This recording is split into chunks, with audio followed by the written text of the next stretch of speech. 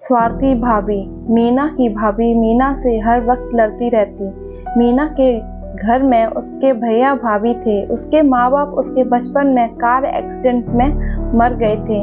मीना का भैया सूरज मीना से बहुत प्यार करता था। सूरज मीना को माँ बाप की कमी महसूस ना हो इसी कोशिश में लगा रहता। मीना भी अपने भैया की हर बात मानती और उसका बहुत सम्मान करती थी। मीना की भाभी मीना से चिड़ी चिड़ी रहती क्योंकि सरिता को अच्छा नहीं लगता था कि मेरा पति अपनी बहन से लाड़ दुलार जताए। सरिता सूरज से बोलती, बस आप अपनी बहन से ही प्यार करते हैं, बस उसी को खुश करने में लगे रहते हैं, मैं तो जैसे आपको दिखाई ही नहीं देती। सूरज सरिता से बोलता है, जब मीना छोटी थी तभी हमारे माँ पिता का देहांत हो गया। मेरे माँ पिता मीना की जिम्मेदारी मुझे देकर गए थे तो मैं उसे अपने माँ पिता की कमी महसूस नहीं होने देता। सूरज सरिता से कहता, तुम भी उसकी भाभी हो, उसको माँ जैसा प्यार किया करो। सरिता सूरज को जवाब देती है, मुझे किसी की माँ नहीं बनना। सूरज व्यवहारिक रूप से अच्छा था, उसको जल्दी गुस्सा नहीं आता था। सूरज सरिता से बोलकर चला जाता, जो तुम्हें ठीक लगे वैसा करो, क्योंकि तुम्हें मेरी बात समझ ही नहीं आती, तुम्हें समझाना बेकार है। मीना भी अपनी भाभी को मनाने में लगी रहती पर उसकी भी कोशिश बेकार ही थी।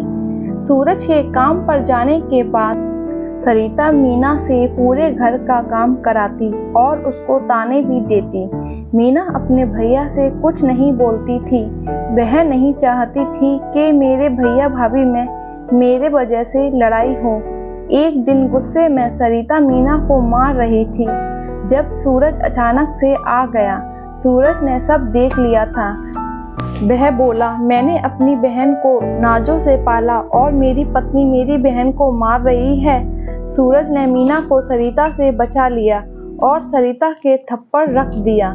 सरिता फुसफुसाकर रोने लगी, बोली, तुमने अपनी बहन की वजह से मेरे थप्पड़ मार दिया, तुमने अच्छा नहीं किया। सरिता उस दिन मीना पर खुन्नस खाकर चुप हो गई।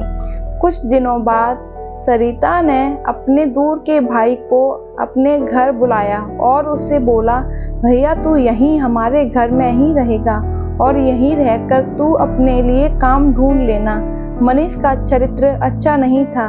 उसके गांव में उसके गंदे चरित्र के चर्चे थे। दिखने में तो वह बहुत आकर्षक था। उसकी तरफ लड़कियां प्रभावित होती थीं। सरिता सूरज को मना रही थी मनीष को अपने घर में रुकने के लिए। सूरज ने सरिता से बोला, अरे सरिता, हमारे घर में जवान लड़की है, लोग क्या सोचेंगे। सरिता बोलती है, अरे हमारी मीना बहुत समझदार है। आप सोच रहे होंगे एकदम से मीना की तारीफ कैसे कर रही हूँ, पर मैं इस बात से अनजान नहीं हूँ। सरिता सूरज को अपनी बातों से बहला फुसला रही थी कि सूरज अब मनीष को घर में रखने के लिए तैयार हो जाए। सूरज मान जाता है।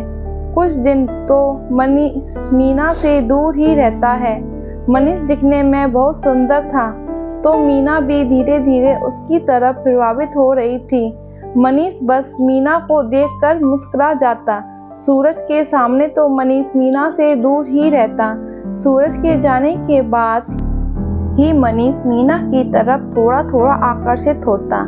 मनीष अपनी शरारती बातों से मीना को हंसाता। मीना को भी मनीष की बातें अच्छी लगती। मीना ज़्यादा से ज़्यादा मनीष के साथ रहना पसंद करने लगी।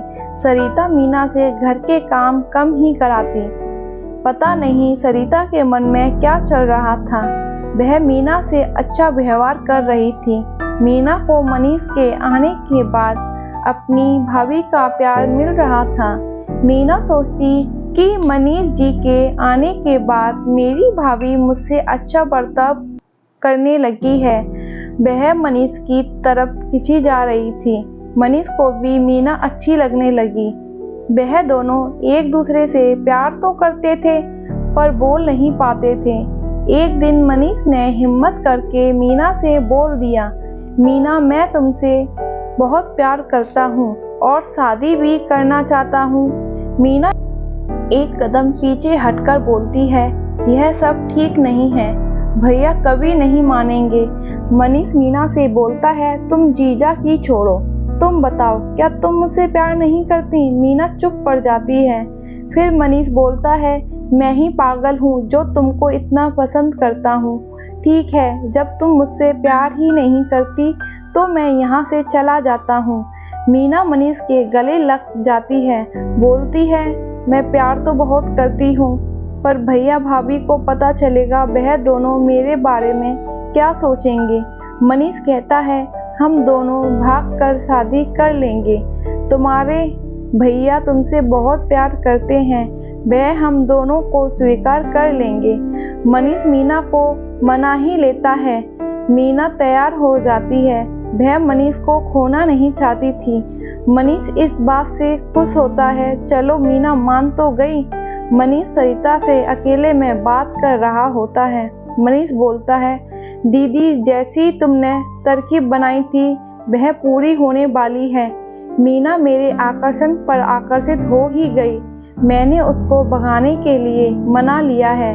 मैं उसको आज रात भगा ले जाऊंगा और उसे कहीं दूर किसी कोटे पर छोड़ आऊंगा।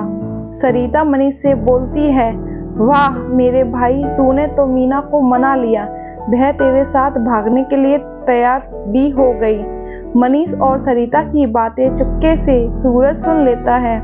सूरज तेज आवाज में सरिता से बोलता है, तू मेरी बहन के लिए इतना गंदा सोच सकती है? मैं तो यह सपने में भी नहीं सोच सकता। मैं तो अभी तक सोच रहा था कि तू बदल गई है, पर तू तो नागिन निकली, अपनी हंसती खेलती गृहस्थी को ढस गई। तू भाभी है या दुश्मन, यह तो बाहर का है, और तू तो अपनी थी। सूरज मनीष को घर से जाने के लिए कहता है। मनीष बोलता है, पहले मीना को बुलाओ, अगर वह बोल देगी तो मैं चला जाऊंगा। मनीष मीना को आवाज लगाता है, मीना, ओ मीना। मीना बाहर आती है। मनीष मीना को अपनी बातों में उलझाता है। मीना, तुम्हारे भैया मुझको घर से जाने के लिए बोल रहे हैं। मीना अपने भैया से पूछती है, क्यों भैया, आप ऐसा क्यों कर रहे हो? सूरज अपनी बहन को समझाता है, तू भोली है मेरी बहन, तू इन दोनों के झांसे में फंस गई। तेरी भाभी ने इस मनीष के साथ तरकीब बनाई थी तुझे इस घर से निकालने की, तभी तो यह एकदम से बदल गई ताकि इस पर किसी को शक ना हो। सूरज बोलता है, अगर मैं आज सही समय पर नहीं आता तो पता नहीं क्या हो जाता। मीना मनीष से पूछती है, क्या यह बात सही है जो भैया बोल रहे हैं? इतने में ही सरिता बोल पड़ी, हाँ सही है, उसे क्या पूछ रही है? मेरी तरकीब थी तो मुझसे पूछ। हाँ, मैं तुझको इस घर से निकालना चाहती थी, तू मेरी गृहस्थी बसने नहीं दे रही। तेरे रहते तेरे भैया मुझे भाव तक नहीं देते। मीना अपनी भाभी से रोक कर बोलती है, भाभी मैंने ऐसा क्या किया था जो आपने मेरी जिंदगी बर्बाद करने की सोची? आप ऐसे ही बोल देती, मैं अपने भैया से दूरी बना लेती, आपकी गृहस्थी तो बची रहती, पर आपने यह क्या कर डाला। सूरज मनीष को धक्के मारकर बाहर निकाल देता है और सरिता से भी घर छोड़ने की बोलता है। सरिता घबरा जाती है। वह सोचती है, अगर घर छोड़कर चली जाऊंगी तो अपने मायके में क्या कहूँगी। सरिता मीना के पैर पड़ जाती है। मीना, मुझे माफ कर दे, मैं गुस्से में पागल हो गई थी, ऐसी गलती फिर से नहीं होगी। मीना भावुक हृदय की थी। उसने अपनी भाभी को माफ कर दिया और अपने भैया को भी समझा दिया। मीना सूरज से बोलती, भैया आप अपनी गृहस्थी मेरे वजह से मत तोड़िए, नहीं तो सब कहेंगे बहन ने अपने भैया की हंसती खेलती गृहस्थी में आग लगा दी। मैं यह सहन नहीं कर पाऊंगी। सूरज अपनी बहन की बात मान जाता है। सरिता भी सूरज से माफी मांग लेती है। कुछ ही महीनों में मीना की शादी अच्छे लड़के से हो जाती है।